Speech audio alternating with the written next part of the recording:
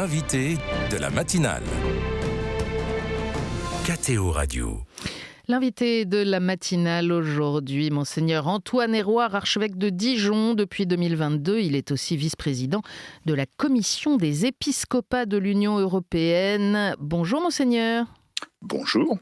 Merci d'être avec nous. On a voulu vous recevoir ce matin pour parler un peu des catholiques en Europe. Pourquoi ? Eh bien parce que, vous l'avez sûrement vu, le groupe Bayard vient de publier une large enquête sur les catholiques en France.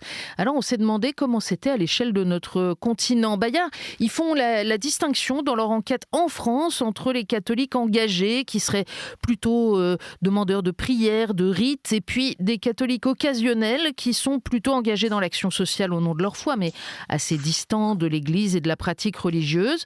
Et la première catégorie serait plutôt plus jeune que ceux de la seconde catégorie. Est-ce que vous savez, Monseigneur, si on retrouve ça ailleurs sur le continent ou si c'est une singularité française ?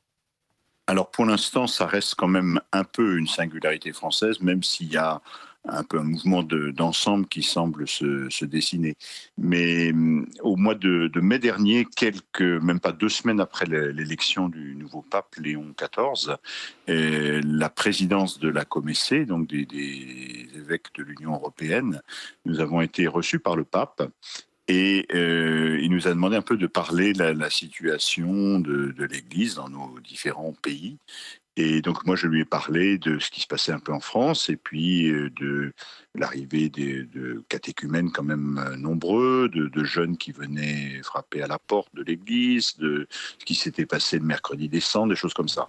Et j'ai vu aussi que je ne veux pas dire qu'on est en avance sur un mouvement d'ensemble, mais en tout cas ce mouvement-là est plus marqué dans notre pays, comme sans doute le mouvement de sécularisation et de déchristianisation de la société a été et est plus marqué en France que dans d'autres pays de l'Union européenne.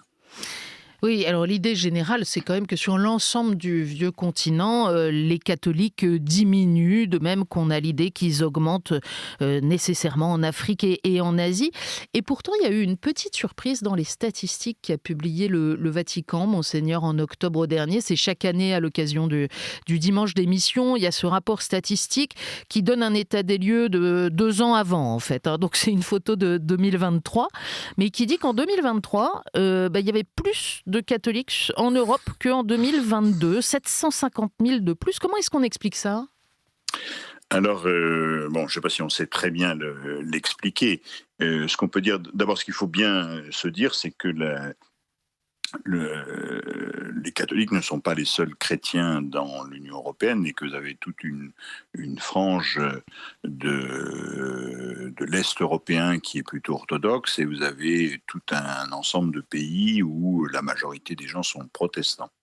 Mais ceci posé, on voit aussi, par exemple dans certains pays dans l'Europe du Nord, les pays scandinaves, qu'il y a un mouvement qui n'est pas forcément très important d'un point de vue numérique, mais qui l'est peut-être plus dans l'équilibre de la société, parce que ce sont souvent des gens qui ont des responsabilités, qui sont d'un niveau intellectuel, disons, plutôt dans les couches dirigeantes, qui se convertissent au catholicisme, en tout cas qui souhaitent vivre leur foi chrétienne au sein de l'Église catholique. Ça peut être un premier petit élément d'explication. Je pense qu'un autre est lié aussi peut-être à la démographie. On sait que la démographie en Europe est très vacillante et qu'en particulier, je pense qu'on n'en a pas tout à fait conscience chez nous. On est en train de découvrir que la natalité a baissé, que cette année, il y aura plus de décès que de naissances, mais c'est le cas dans beaucoup de pays de l'Europe, et en particulier de l'Europe de l'Est et dans les pays traditionnellement orthodoxes. Certains pays comme la Bulgarie, la Roumanie ont perdu une partie importante de leur population. Et donc, en pourcentage, du coup, le nombre de catholiques peut augmenter. Comme aussi, sans doute, le fait, ça c'est quelque chose qu'on peut constater aussi en France, c'est que plus les gens sont catholiques pratiquants, plus ils ont tendance à avoir une famille un peu plus nombreuse que les autres. Mmh.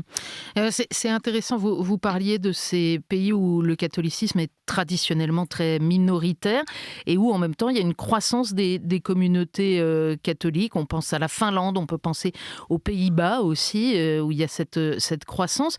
Et en Europe, en fait, il y a ces grands pays traditionnellement catholiques que sont l'Italie, la France, la Pologne, l'Espagne. Et puis il y a des pays où il y a très peu de catholiques comme l'Estonie, Chypre ou la Finlande. Et en fait, les pays traditionnellement catholiques, il y a de moins en moins de catholiques. Et les pays où il y en avait très peu, il y en a de plus en plus. Alors oui, alors après il faut garder, il faut voir ça aussi par rapport aux chiffres absolus. C'est-à-dire que dans les pays nordiques que vous avez cités, le pourcentage de catholiques reste extrêmement faible, même s'il y a une augmentation qui se fait jour. Et à l'inverse, on peut dire, si on prend par exemple l'Espagne ou l'Italie, même si la situation est contrastée, même s'il y a un mouvement de sécularisation qui se fait jour, il y a encore un socle assez solide. La Pologne, c'est un cas un petit peu différent parce que c'est assez contrasté en fait en Pologne.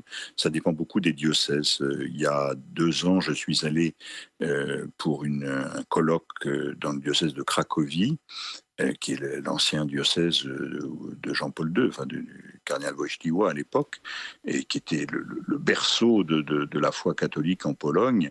Et la description qu'on m'en a faite, et puis les témoignages que j'ai pu recevoir à ce moment-là, ont montré qu'il y avait une sorte d'effondrement très très violent, qui a des raisons, on peut l'expliquer aussi, hein, mais qui sans doute est moins perceptible dans d'autres régions où c'était moins florissant auparavant. Hmm. Ça peut être un rejet aussi d'un modèle culturel comme le Canada ou le Québec a pu Tout à fait, le tout à connaître. fait. Mais c'est René Raymond qui expliquait que pour beaucoup de peuples européens, et bien sûr la Pologne, mais on peut penser à la Hongrie aussi, la conversion au catholicisme a coïncidé avec la naissance même de la nation.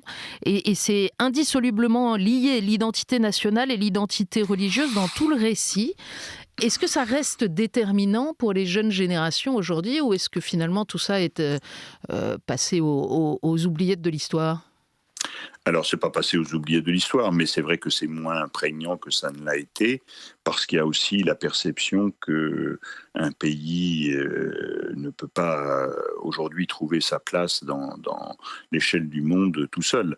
Et on voit bien que dans les jeunes générations, ce sont, et ça n'est pas complètement un hasard, les plus européennes, parce que à travers leur formation, les échanges Erasmus, à travers les voyages, à travers tous ces jeunes voyagent dans toute l'Europe et dans le monde entier, au-delà, et donc se sentent aussi, bien sûr, ils se sentent polonais, ils se sentent hongrois, etc., mais ils se sentent aussi européens, et ça compte aussi pour eux, c'est-à-dire qu'il y a un attrait, qu'on le veuille ou non, du modèle de vie occidental qui reste très fort.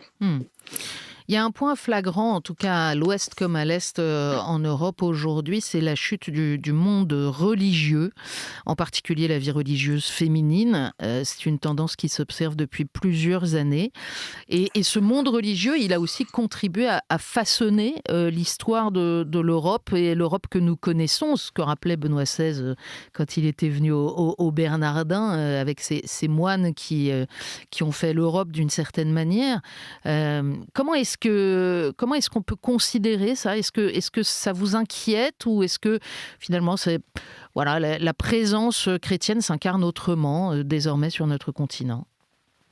Alors, c'est sûr que la vie religieuse, en particulier féminine, change de visage. Et donc, il y a effectivement de très nombreuses congrégations qui ont été créées, parfois récemment. Par exemple, pour ce qui est de la France, on a énormément de congrégations qui sont nées au 19e siècle, voire au début du 20e, et qui aujourd'hui sont un peu en fin de leur parcours. Ce qu'il faut se dire, c'est que la vie religieuse, c'est toujours l'expression d'un charisme, d'une grâce qui est donnée à un moment donné de l'histoire pour répondre à une situation donnée. et que voilà, nous sommes dans une phase qui est autre et dans laquelle il y aura d'autres traductions de cet engagement. Si on prend un petit peu de recul, moi je dis toujours aux gens, regardez quelle était la situation de l'Église de France au sortir de la Révolution et de la période napoléonienne, au début du 19e siècle, il n'y avait pratiquement plus rien. Et en même temps, le 19e siècle a été après un siècle de fondation d'énormément de congrégations religieuses. Donc ça fait partie du rythme organique, naturel. Alors, même si c'est difficile, forcément, on voit bien dans nos diocèses où on accompagne des congrégations diocésaines qui arrivent au terme de leur parcours. Monseigneur, vous êtes vice-président de la COMECE, donc la Commission des épiscopats de l'Union européenne, qui assure cette représentation officielle auprès de l'Union européenne. Est-ce que vous avez un dialogue réel avec les instances de l'Union ? Est-ce que vous êtes un lobby comme ceux qui sont reconnus par l'Union européenne ? Alors, on n'est pas un lobby pour une raison très simple, c'est que notre présence et notre action est prévue dans les traités européens, et l'actuel traité européen, donc le traité de Lisbonne. Il y a un fameux article, l'article 17, qui dit que les instances européennes, c'est-à-dire la Commission, le Parlement européen, entretiennent un dialogue. Et il y a 3 adjectifs pour caractériser ce dialogue avec les églises, c'est-à-dire les différentes religions, les différents cultes. Un dialogue ouvert, régulier et transparent.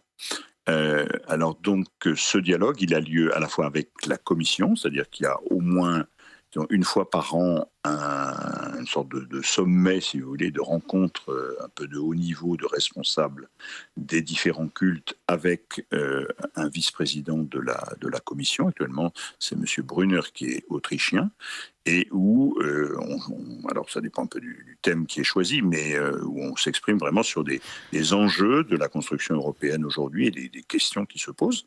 Et puis même chose avec le Parlement européen. Monseigneur, vous avez... Oui, pardon. L'enjeu, c'est vraiment que ce dialogue ne soit pas que formel. Enfin voilà, il faut faire. Justement, d'un mot aujourd'hui, puisque c'est aussi dans le but de faire entendre la doctrine sociale de l'Église. Sur quoi est-ce que vous essayez d'insister auprès des instances ? Est-ce que vous avez l'impression d'être un peu écouté ? Moi, je pense qu'aujourd'hui, il y a un enjeu tout à fait fondamental qui est de retrouver la raison d'être de la construction européenne. Pourquoi est-ce qu'on s'est lancé dans cette aventure qui est complexe ? Nul ne le nie, on voit bien qu'il y a bien des difficultés. Et c'est d'abord pour la paix. Et on voit bien qu'aujourd'hui, la paix, elle est menacée sur le flanc est de l'Europe avec l'attaque russe en Ukraine. Et c'est pas pour rien non plus que l'Ukraine a demandé à avoir un statut d'observateur à la COMECE. Donc ça c'est quelque chose que on voudrait que les responsables européens aient davantage présent dans leur propre réflexion. Et puis après, nous, l'accent, c'est toujours qu'est-ce qui va être en faveur de la dignité de l'homme, qu'est-ce qui va aider les questions économiques qui sont aujourd'hui très prégnantes évidemment dans le fonctionnement de l'Union européenne ne sont pas un but en soi. Le but en soi, c'est la société et donc c'est le bien-être des habitants de l'Union européenne. Merci Monseigneur d'avoir été avec nous ce matin et de nous avoir ainsi éclairé sur la situation du catholicisme en Europe. Très bonne journée à vous. Bonne journée à vous.